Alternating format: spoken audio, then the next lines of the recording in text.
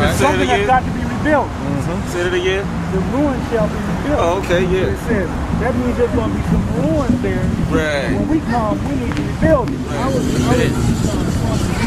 online, and even to this day, even in Jerusalem, they have gay parades. Yeah. They got all through the land. Gay for 1,000 people marching. Gay, yeah, in the land. At first it was just in some of the outskirts cities, but now it's going all Right over in the land. Right in the land. Right, well that's that outer court. That's that outer court that Yahweh has given the Gentiles to trample down. They're going to have gay parades, they're going to have all kind of stuff. Basically what they sister country or sister nation, America, is doing. But that's left for the Gentiles in the outer court. Trust and believe that. But go ahead, my brother. That's going to be cleansed. Oh, yeah. I want to say something else. No, because there was something that I caught here. You know, and this goes once again against, you know, prideful Israelites saying we run it, we started it, we will be avenged, we will be in charge, we gonna be kicking niggas in the behind, all this and that. But in Ezekiel 36:22, therefore say unto the house of Israel, thus says Yahweh Elohim. We start over. Therefore say unto the house of Israel, thus says Yahweh Elohim. I do not this for your sakes, right, O house of Israel, but for my holy name's sake.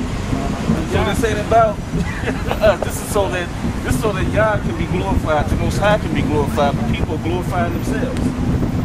Yeah, go ahead. Where did I stop on? 33. Okay. Ezekiel chapter 36, verse 34 thus reads, the desolate land shall be tilled instead of lying desolate in the sight of all who pass by. So they will say, this land that was desolate has become like the Garden of Eden. Why? And the wasted, desolate, and the ruined cities are now fortified and inhabited. Then the nations which are left all around you shall know that I, Yahweh, have rebuilt the ruined places and planted what was desolate. I, Yahweh, have spoken, and it will be done. Or, excuse me, I will do it. Okay. Thus says Yahweh, Elohim. I will also let the house of Israel inquire of me to do this for them. I will increase their men like flock. Wow. Like a flock offered as a holy sacrifice, like the flock at Jerusalem on its feast days, so shall the ruined cities be filled with the flocks of men. Then they shall know that I am Yahweh. Hallelujah. So that was another prophecy dealing with the land. Wow. So you can kind of get a That's telling you. understanding where we're at, what's going to take place. Now we got to look at the timing of it. How does this happen? You know, and I've talked to different Israelites. Some of them say it's got to be right now because we have to flee Babylon. We've heard that teaching to flee Babylon. So I want to look at this captivity in the United States. Okay. Is this Babylon or is this Egypt? Because we hear about Egypt, we hear about Babylon. Okay, so let's first look at Genesis 15:13. Genesis 15:13.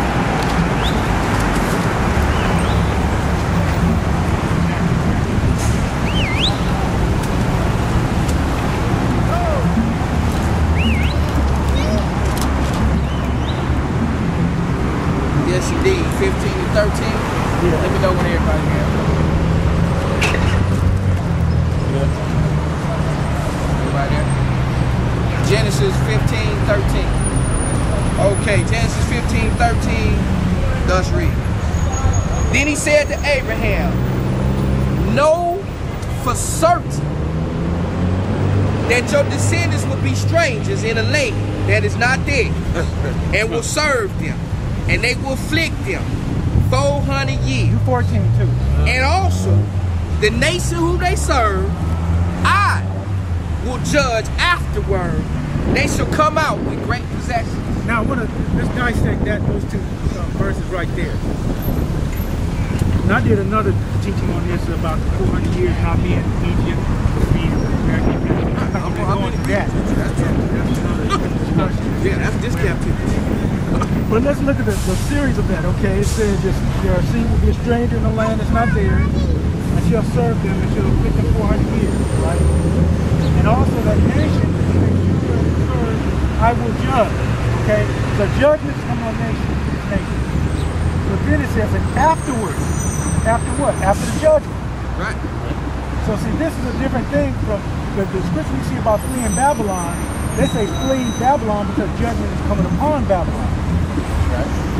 This one, they say they're going to judge the nation, and after they judge the nation, we're going to probably just like the Egyptian bondage, whatever judgment comes on the nation is going to help catapult us to get out of here. See, but judgment's going to come on the nation, this nation we're in, and then after the judgment, we're going to come out with great substance, and we're going to come out with a bunch of stuff. That's right. So I want to just look at that chronology of that. Okay, now also let's go to, just to touch upon Babylon, Revelations 18:10. Where we at? Revelations 18:10. Revelations 18 and I just wanted to add that. Hallelujah. Because it's all about timeline at the end of the day. And no man knows when Yah's return, not even the Son. But we do know certain signs to let you know what time it is. Revelations 18 and what? 10. 18 and 10 thus read. Standing at a distance, for fear of the torment, saying, Alas, alas, the great city Babylon, that mighty city, for in 1 hour your judgment has come. Now, I want to look at the key word in this one. It says Babylon, that city. Babylon is a city, not a nation. Babylon is a city, not a nation. Babylon is a city, not a nation. Babylon is a city, not a nation. And when you can look up the words in Greek, it's not, it's a different word for nation than it is for city. So we've attributed the nation, the United States, as Babylon. Babylon is a city. Preach. Okay? Now let's go to Deuteronomy 28:68. Where we at? Deuteronomy 28:68. Now we all know Deuteronomy 28, that chapter is talking about blessings and curses, and that it really points out. Oh, we should know. It points out why we're in the condition we're in right now, and the whole captivity and everything. Okay, 68. Everybody there? Devarim, chapter 28, verse 68. Thus read. And Yahweh will take you back to Egypt in ships, by way of which I said to you, you shall never see it again, and there you shall be offered for sale to your enemies as male and female slaves, but no one will buy it. So see, this bondage we're in is more like an Egyptian bondage. That's why it says Egypt. It doesn't say you return to Babylon. It says you're going to go to Egypt. Ships. And if you tie that in with Genesis 15 about judgment coming, and then we leave afterwards, we can even tie that into what happened in the Egyptian bondage. Right. Because the Israelites were cool. Everything went wrong for other people, but we were cool. And so I believe that same kind of thing is going to happen to us. All kind of judgment can befall this nation and stuff, but if we're doing what we're supposed to be doing, we'll be cool. The judgments have already started. Yeah. Trust and believe that. Exactly. Exactly. All right, let's go to Psalms 91. Psalms 91. Yeah. This is the attitude that we need to have, and the position we need to be in regards to when judgment comes wherever we're at. Judgment's already started. little do the Gentiles know. Or the unaware, or some of us who are aware. Yeah. It's already started. Oh, 91 and what? Just the whole 91? Yeah. Okay, Psalms 91 thus reads, verse 1. He who dwells in the secret places of the Most High shall abide under the shadow of El Shaddai. I will say to Yahweh, He is my refuge and my fortress, my God. In Him I will trust.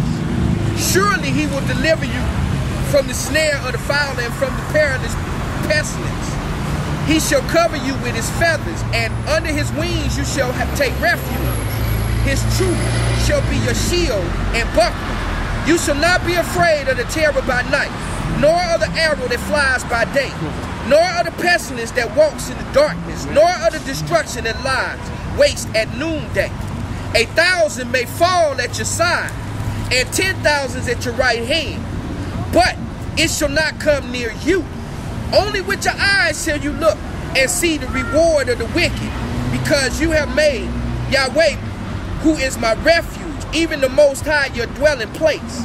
No evil shall befall you, nor shall any pain come up near your dwelling. For He shall give His angels charge over you, to keep you in all your ways. In their hands they shall bear you up, lest you dash your foot against a stone. You shall tread upon the lion and the cobra, the young lion and the serpent you shall trample underfoot. Because He has set His love upon you, therefore I will deliver Him. I will set Him on high, because He has known my name. He shall call upon me, and I will answer Him. I will be with Him in trouble. I will deliver Him and honor Him. With long life I will satisfy Him and show Him my salvation. You see there? It said 1,000 might fall at your side, 10,000 at your right hand, but no harm comes towards you. That's how we have to be. That's how we have to have that kind of faith that no matter what happens, judgment happens, Most High will take care of us. Yep. We'll be safe. Okay. Now, there's a few things I want to look at because we know we're going to return, but there's a process that we got to go through as a nation. I'm not talking about as individuals going over there right now. But as a nation, there's a process, a purging process that we must go through first. And that's found in Ezekiel 20. He's not even gonna put it. I'm gonna share this. I'm gonna share this with you. He's not even gonna call it to your mind until what you're about to say. The purging process is already started or complete with self. He's not going to call you to mind to even make that move. Trust and believe that. Yes. Because the ones who have been called to mind and starting that move process, we've already started the purge. What this brother's about to bring up, we've already started the purging process. It starts here. Go ahead, my brother. The purge, that's what I'm going to get to. The purging is not in the land. No. The purging is in the wilderness. Yeah. Exactly. That's real talk. Okay. That's real talk. So let's go to Ezekiel 20, 27 to 38. What is it? Where we at? Ezekiel 20, 27 to 38. 20. 27 to 38. Ezekiel 20, 27 to 38. Yeah.